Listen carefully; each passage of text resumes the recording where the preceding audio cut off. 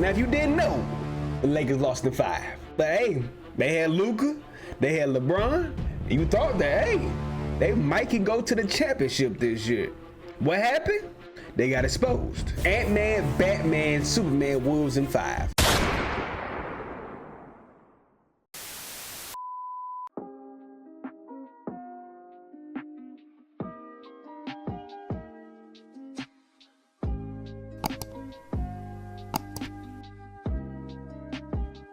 Yo, what it is, what it ain't, YouTube. This your boy, MJTreacts, coming at you with another banger video, man. Let's get it, let's go. Yes, sir. How y'all been doing, bro? You know, I've been out for a little minute, bro. You know, if you haven't checked out my New York vlog that I posted a few days ago, go check that banger out, bro. It was a vibe down there. I ain't gonna lie to you.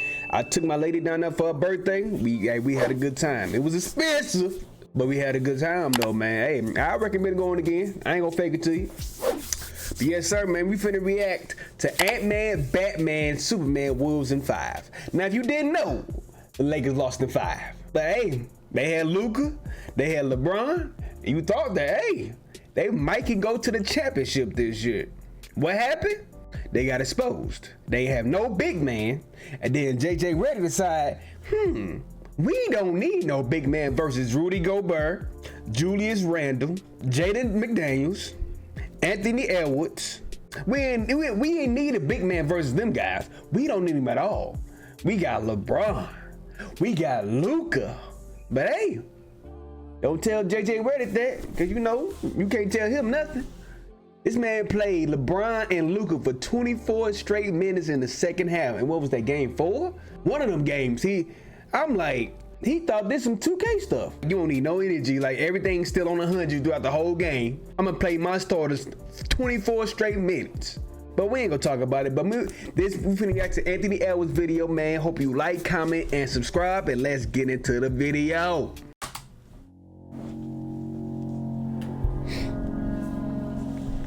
Shout out to Anthony Edwards, man. Hey, you exposed him. The best player on the court the whole series.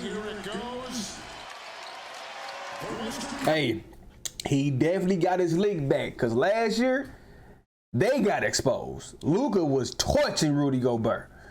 Every time he got a chance, he torched him. And that's what happened. They got their league back this year.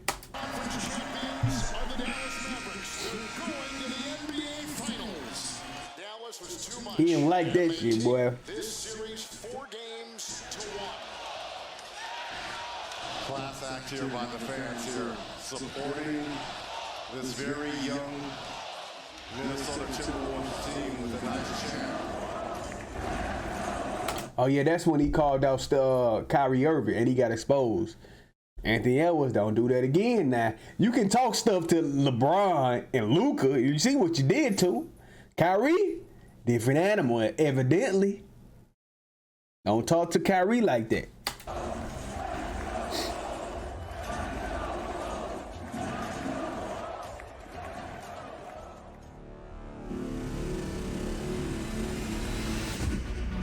Here we go. The Timberwolves are heading west to Los Angeles. Lakers versus Timberwolves, nothing beats playoff basketball, y'all. The vibes of the fan base right now are amazing. We won't smoke with anyone, okay? I don't care if my mom was a Laker fan, I got smoke for her. The Ant-Man is coming. Welcome everyone to Los Angeles, a city fueled by star power. Anthony Edwards hotter than fish grease, and it's all coming up good for the Timberwolves. Wet, cash out.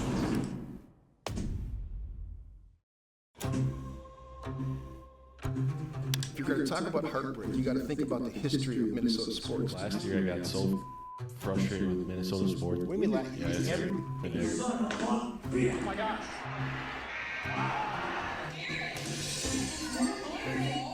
Even going back to 1960. Not my fault. Like, you lost, boy, let me do that in my mama's house. Boy, my mama kicking me out. I'm gonna be homeless. I don't give a damn how mad you get at a game. You better not break her table. I don't care. See? Not me. Minneapolis Lakers moved to Los Angeles and we lost the NBA after George Mikan and that group winning 5 NBA championships. And it was heartbreaking for Minnesota fans, I mean, to lose your franchise like that. And then, of course, as a kid growing up, you know, I grew up in the time of the Minnesota Vikings, the Purple People Eaters, and 4 Super Bowl losses as well kind of adds to the angst that we have.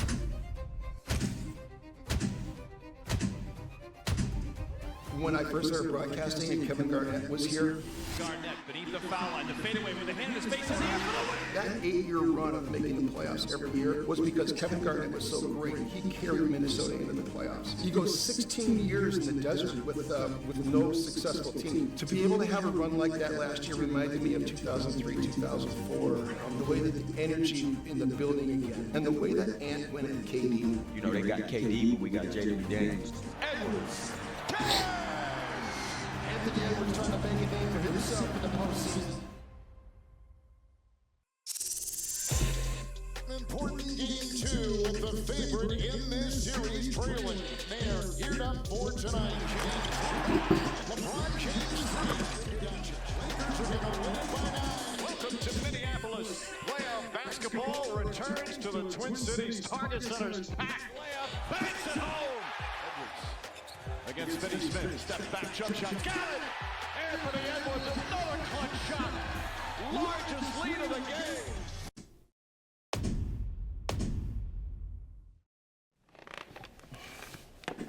Alex and Mark take one.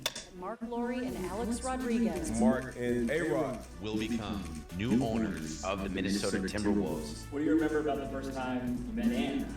Well, for me, he had no idea who the hell I was. The baseball player, Alex Rodriguez.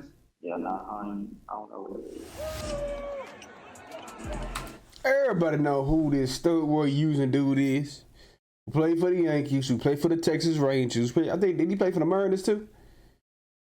Stud Warriors. All bad. All bad. It's funny because the one person he reminds me of is a guy that I came up loving and admiring and was a great mentor to me, and that's Kirby Puckett. Back is Puckett, he's at the fence, he leaps up, he caught it! He was always happy. He won 2 titles here, he was center fielder. You know, what Kirby Puckett did is he gave people in Minnesota hope. I signed a 5-year contract, and I was a Twin for the rest of my career. So. I think Ant gives you that same hope. You have to know the culture you want to create, bring in players that align with that culture, and it's that continuity that brings out the magic, not sacrificing the short term for the long term. We want to create a sustainable culture. Oh yeah, let me get a shout out to Julius Randle. Julius Randle, you have a reputation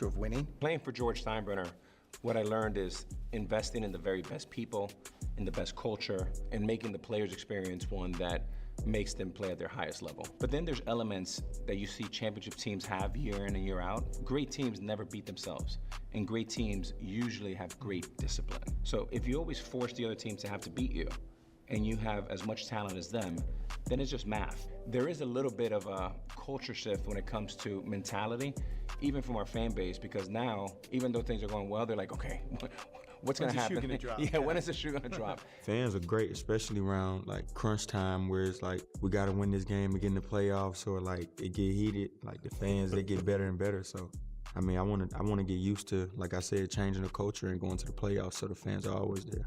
He is one of the nicest guys you ever wanna meet, but like Jordan, like Magic, he'll just rip your heart right out of your chest.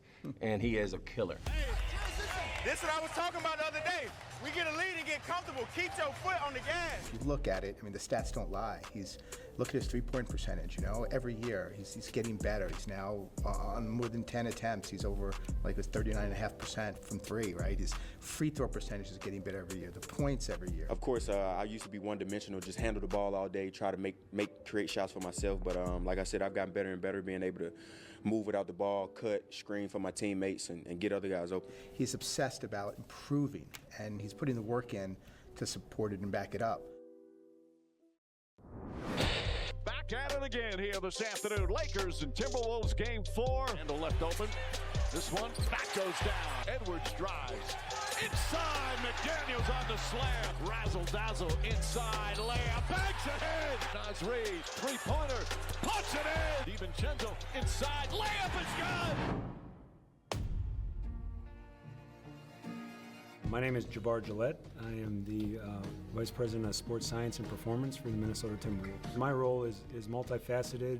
There's many aspects of performance. Not only strength and conditioning, what's going on in the weight room, but you're also looking at nutrition and mental performance, and all of these aspects come together on the court. And so I like to use what I call a transferable strength index. This is multiple variables that then transfer onto the court.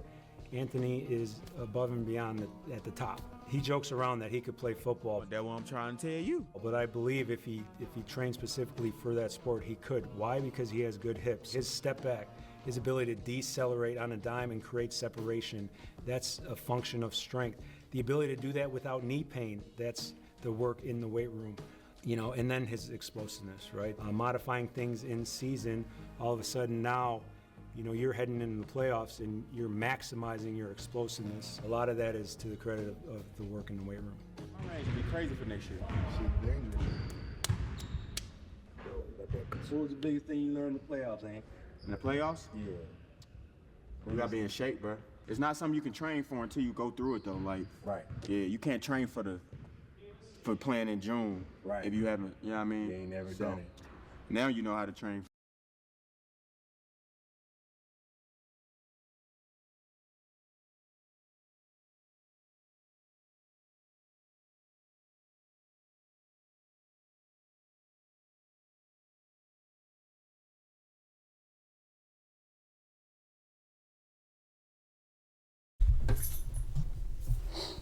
That was on his ass over there. He always out of shape. And then he got exposed on defense. A straight cone. A straight cone on defense, bruh. It just goes to show you, like, hey, was Nico Harrison right by getting rid of him? That's what it looked like. Let him know. Right. Now that's why we be missing all those games. Right. It all starting to make sense now. What? I had no legs in the conference finals, bro. I ain't had nothing. The first day of shoot around, after we beat Denver, I knew it was ugly. I was shooting, I ain't had no length on my jumper. I'm like, yeah, it's gonna be ugly. Yeah. We'll be back though, we'll be back for sure. I'm definitely thinking about the playoffs, like, I gotta be ready to go, you know.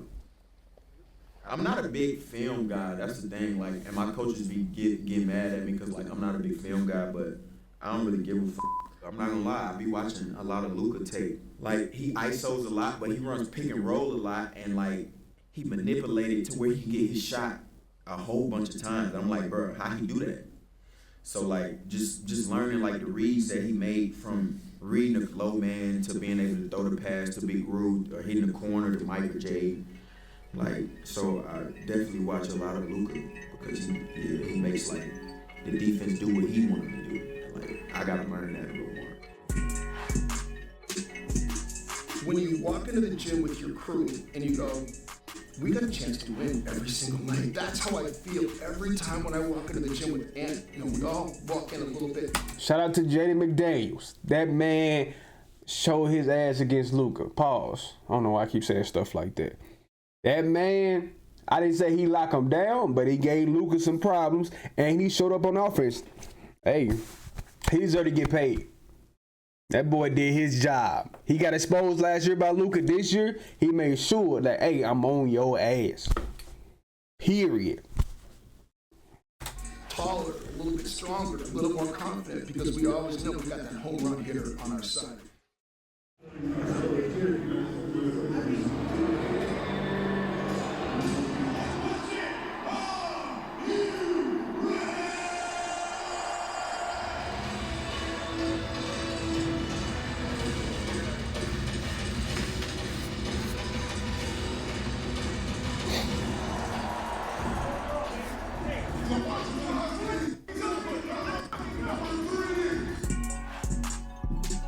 I love that boy. He was pushing the bar like, bro, like, I'm here.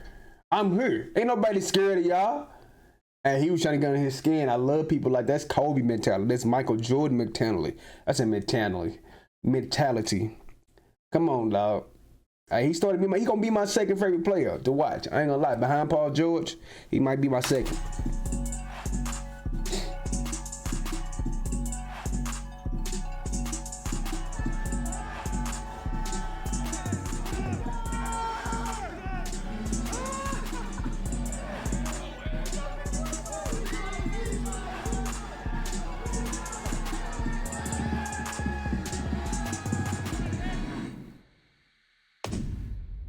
Lakers in 5. Batman, Superman, Lakers in 5. Hey, Drew, they hate to see me talk now, Drew. You ain't walking. Man, that pussy. I'm minding my business, man. How y'all gonna be with me? I just sent y'all to home. Man, I'm talking shit all week. Lakers in 5. And then look, when we was up 3-1, they said Lakers in 7. Go to hell today. Hey, the good guy gonna die in this movie. Hey, the good guy gonna die in this movie.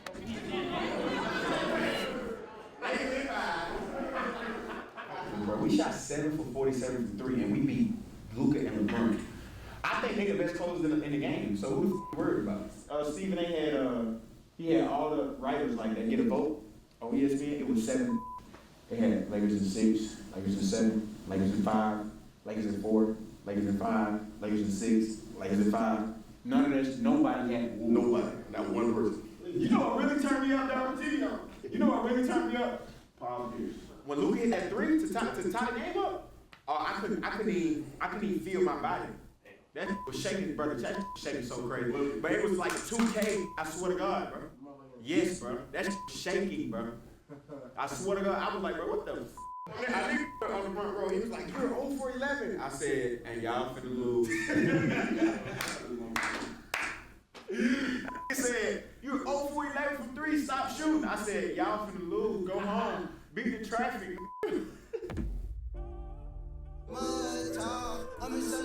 Hey, bro, that's tough, bro. I ain't gonna lie, that was tough. Shout out to Aunt Elwood, shout out to the Timberwolves, man. They exposed the Lakers. The Lakers need to go back to the drawing board. Is LeBron gonna retire? Is Luka gonna be in shape this year? Let them know. Hey, comment down below what you think about this video, man. And I appreciate y'all for watching this video, man. Make sure y'all like, comment, and subscribe. Comment down below stuff that you want to react to. Turn on post notifications to be alerted when I post the videos. I appreciate y'all. I love y'all. I'm gonna see y'all next time. Let's get it. Peace.